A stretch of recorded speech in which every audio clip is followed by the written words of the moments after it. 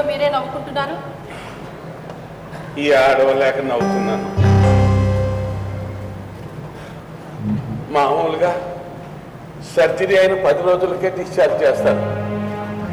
ఈ డాక్టర్ ఏంటో సర్జరీ అయిన ఎలా అవుతున్నా ఇంతవరకు డిశ్చార్జ్ చేయలేదు. గుండె ఆపరేషన్ కదా, పూర్తిగా కోలుకున్నాక పంపిస్తారులేండి. ఇప్పుడు ఎందుకు ఆ లెక్కలు? నువ్వు ఆ మాట డాక్టర్ ముందు అనుకో, ఇంకో 10 రోజులు ఉండమంటాడు. అబ్బా, మీరు వాటి గురించి ఎక్కువగా ఆలోచించకండి. ఇటువంటి సమయంలోనే జాగ్రత్తగా ఉండాలని డాక్టర్ గారు కూడా చెప్పారు. మనసుకు కూడా సర్జరీ ఉంటే ఆలోచనల కంట్రోల్లో ఉండేవేమో. ఇన్ని రోజులు ఇంత డబ్బు అంటే మీ ఆలోచనలు ఎప్పుడు డబ్బు చుట్టూనే ఉంటాయి. డాక్టర్ గారు కూడా ఆ మాటే చెప్పారు. కానీ మూట విప్పకపోతే సర్జరీ చేశాడా? ఎప్పుడో డిశ్చార్జ్ చేయాల్సింది, ఇంతవరకు డిశ్చార్జ్ చేయలేదు. ఆ మాట ఎత్తలేదు.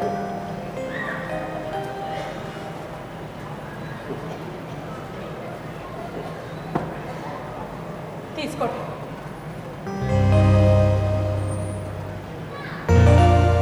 కొబ్బరి బాగున్నాడంత లెక్క రాశానండి. తాగండి తాగండి.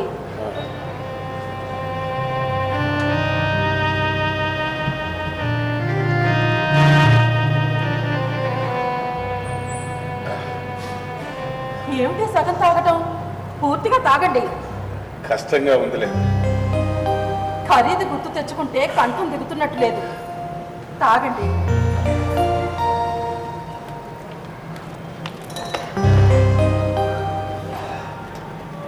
Hi uncle, how are you? నీ దయ వల్ల బాగానే ఉన్నారు. ఇందులో నా దయ్యే ఉందండి, అంతా పైవాడి దయ్య.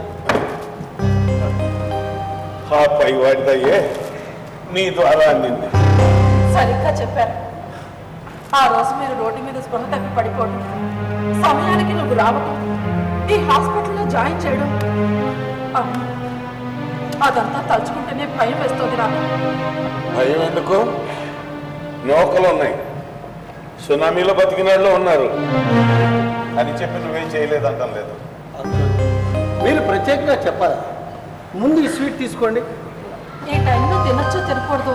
ఓ చిన్న మొక్కకి ఏం కాదు అంకుల్, తీసుకోండి, పర్లేదు. మీరు కూడా. ఏమిటయ్యా విశేషం? మా డాడీ 100వ పుట్టినరోజు అండి. ఏంటి మీ నాన్నగారికి 100 ఏళ్ళ? అక్షరాల 100 ఏళ్ళు. అసలు కాస్త నలత చేసి ఇక్కడ ఉన్నారు, కానీ లేకపోతే గ్రాండ్గా సెలబ్రేషన్ చేసేవాళ్ళు. అయినా మా డాడీ ఎప్పుడూ అంటారు, ఎన్నేళ్ళు బతికినా 100 ఏళ్ళు బ్రతికినంత గొప్పగా ఉండాలి. ఒక్క నిమిషం, 100 ఏళ్ళు అంటున్నావు. మీ నాన్నగారు వెజిటేరియనా నాన్ వెజిటేరియనా? హ్యూమనిటేరియన్. ఏం తిన్నా మంచితనం అనే భోజనం మనసుకు పెడుతుంటే ఆరోగ్యంగా ఉంటారు అంటుంటారు. మరి ఇప్పుడు ఆసుపత్రిలో వయసుకి మనసు గురించి తెలియక కాస్త తిక్కమక పడి ఈ బొకే తీసుకోండి. రోజు ఇలా బొకే తాగడం ఎందుకు బాబు? ఏ రోజు పూసిన పూలను ఆ రోజే చూస్తే ఆరోగ్యం బ్రహ్మాండంగా ఉంటుంది. కళ్ళకి మనసుకి ఎంతో హాయిగా ఉంటుంది. మీరు ఇక్కడ ఉన్నంత వరకు మీకు వస్తూనే ఉంటాయి. అలవాటు అయిపోతే ఇబ్బంది పడతాను, ఆ పైన ఆరోగ్యం దెబ్బతింటే కష్టం. అంకుల్, పూల పరిమళంలో మంచితనం ఒకటి, మీకు ఏ ఇబ్బంది రాలేదు. కాస్త కాఫీ ఇస్తానండి. వద్దండి ప్లీజ్. పొద్దుటి నుంచి స్వీట్స్ తింటూనే ఉన్నాను. డాడీ పుట్టినరోజు సందర్భంగా ఏదైనా గిఫ్ట్ తేవాలి. వెళ్తాను. ఈ బొక్కే తీసుకెళ్ళి శుభాకాంక్షలు చెప్పామని చెప్పు. థ్యాంక్స్ అండి, వస్తాను.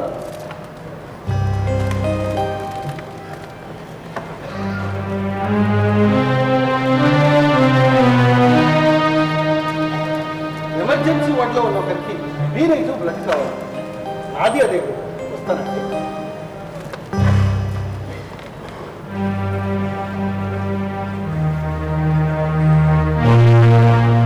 మీరు మారరా? ఆ అబ్బాయి తెచ్చిన బొకే ఆ అబ్బాయికి ఇస్తే ఏం బాగుంటుంది? అతను ఏమనుకుంటాడు? ఐసీయూలో ఉన్న మనిషికి అంతకన్నా ఏమి ఇస్తామే? ఆ అబ్బాయిని చూస్తుంటే నాకు మన సత్యం గుర్తుకొస్తున్నాడు. నాకు రావడం లేదు.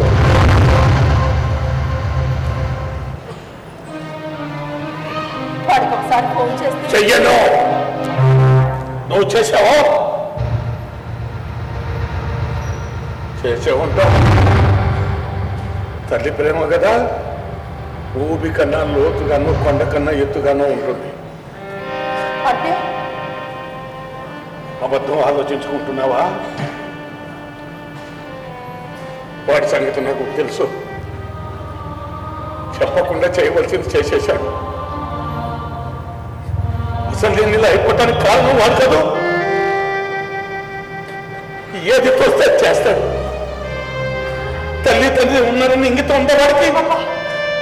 ఈ సమయంలో ఎందుకు అంతగా ఆవేశపడతారు? నా ప్రాణానికే భయం లేదు. డాక్టర్లు ధైర్యం చెప్పలేకపోయినా నేను చెప్పగలను.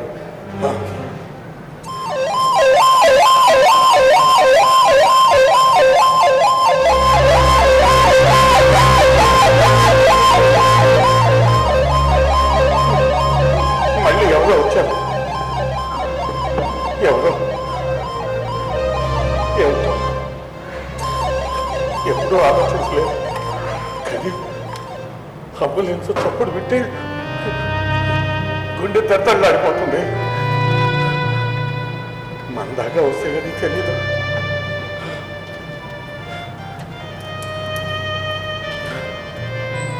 టాబ్లెట్ వేసుకోండి.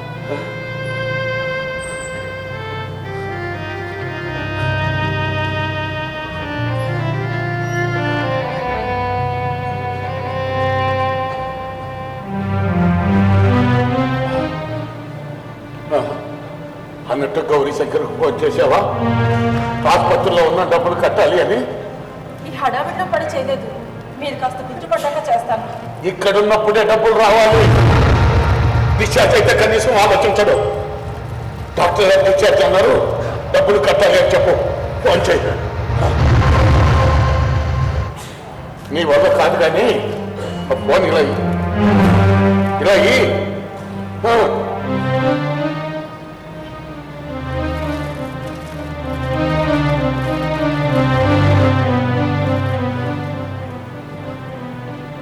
ఏమయ్యా గౌరీ శంకర్, నీకు అసలు గుర్తుందా?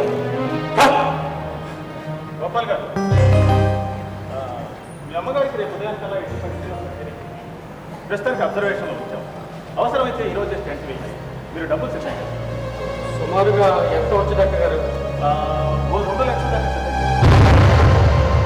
2 లక్షల గంట ఖరీదే లక్ష దాటుతుంది. ఇక మిగతా ఖర్చులన్నీ కలుపుకుంటే సార్, నా దగ్గర 15,000 ఉంది. దాంతో ఏమైనా మందులు వస్తాయి. మీకు మరీ కష్టం అనిపిస్తే మందులు రాస్తాను. కానీ లైఫ్ స్పాన్కి నేను గ్యారెంటీ. మా అమ్మ సార్ నాన్న పోయిక కష్టపడి పెట్టి ఎప్పటికీ నా కోసం రోజు కష్టపడుతుంది సార్. మీ బాధ నేను అర్థం చేస్తాను, కానీ ఏం చేయలేదు. మహా అయితే ఫైనల్ బిల్లో 1000-2000 తగ్గించుకోగలను. 2 లక్షలు అయితే నేను బ్రతిలాడేనా నేను చేయగలిగింది. మీ నిర్ణయం అనిపిస్తే నేను ఏర్పాటు చేస్తాను. వడ్డీ ఇచ్చే 3 నెలలైంది. అసలు మాట ఎత్తావు. మీ అమ్మాయి పెళ్ళి అన్నావని ఇచ్చాను.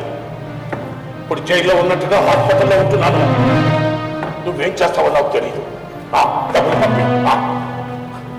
దివాకరం గారు, మరీ అంత ఆవేశం పనికిరాదండి. కాస్త నెమ్మదిగా స్థిమితంగా మాట్లాడండి. నేను బిల్లు కట్టను అంటే మీరు నెమ్మదిగా ప్రశాంతంగా మాట్లాడతారా? డబ్బులండి చెట్ల కాయడం లేదు. ఆపరేషన్ అయ్యాక ఎంత రెస్ట్ తీసుకుంటే అంత మంచిది. ఆహా, ఇంటికి పంపిస్తే ఇంతకన్నా ఎక్కువే రెస్ట్ తీసుకుంటా. అలాగే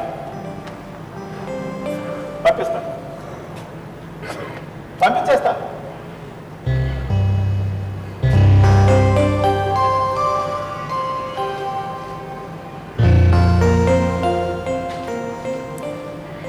సాయంత్రం మళ్ళీ ఒకసారి చెక్ చేసి అప్పుడు పంపిస్తాను. హార్ట్ సర్జరీ కదమ్మా, చాలా డెలికేట్ వ్యవహారం. దివాకరం గారు, ఇది మీ ఇల్లే అనుకోండి. మీరు బిల్లు వేయనని మాటిస్తే ఇల్లు అనుకోవటం ఏంటి? ఇక్కడే ఉండిపోమన్నా ఉండిపోతాను. ఎలా ఉంటుంది? బాగుంది, బాగుందమ్మా. అయినా మీ కంగారు దివాకరం గారు, నేను మీకు చెప్పేంతటి వాడిని కాదు, కానీ ఏది శాశ్వతం చెప్పండి? డబ్బు. మళ్ళీ అదే మాట. మీరే చెప్పండి. డబ్బులు కాదన్నారు, మహా సంతోషం. నాకు బిల్లు రాదు, డబ్బే శాశ్వతమా కాదా అని చర్చ ఉండదు. అవసరానికి కావాలి కదండి. అవసరం అవసరం అంటే ఏమిటి?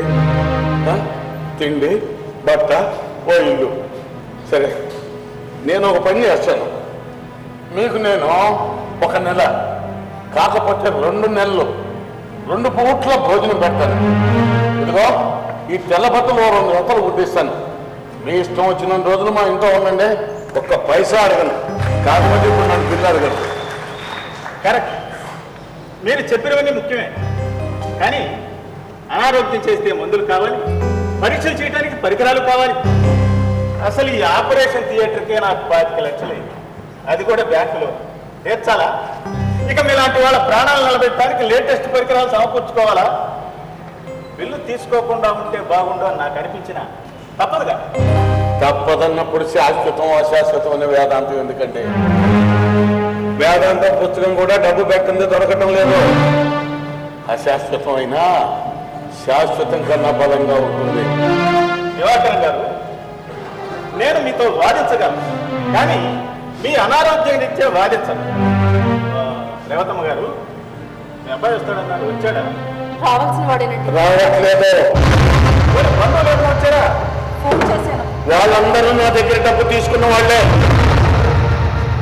చూడ్డానికి వస్తే డబ్బులు ఇవ్వాల్సి వస్తుందని తప్పించుకొని తిరుగుతున్నారు. అలాంటిదేం లేదు డాక్టర్ గారు. మా ఆవిడ చెప్పడానికి మొహమాట పడుతుంది. నా గురించి నేను చెప్తానుగా. అవసరం లేదు, మీరు రెస్ట్ తీసుకోండి. మనిషిగా కదలటం లేదు, మనసు కదులుతూనే ఉంది. దానిలో ఉన్న భారం దింపుకుంటే కానీ హాయిగా ఉండదు. ఇంకో విషయం ఏంటంటే, మీరు శాశ్వతం వగైరా మాట అనకుండా ముందుగా చెప్పేస్తున్నా.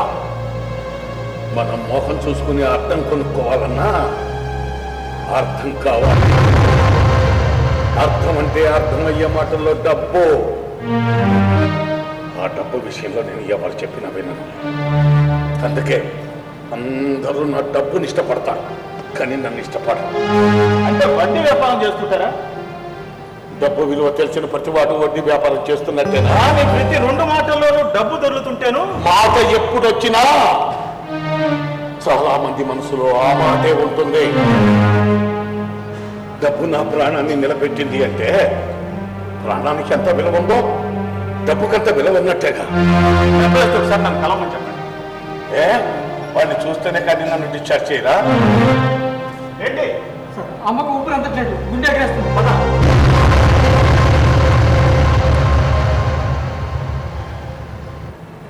ఇటువంటి సమయంలో అయిన వాళ్ళు కాస్త దగ్గరగా ఉంటే బాగుంటుంది అని డాక్టర్ గారు ఉద్దేశం అండి.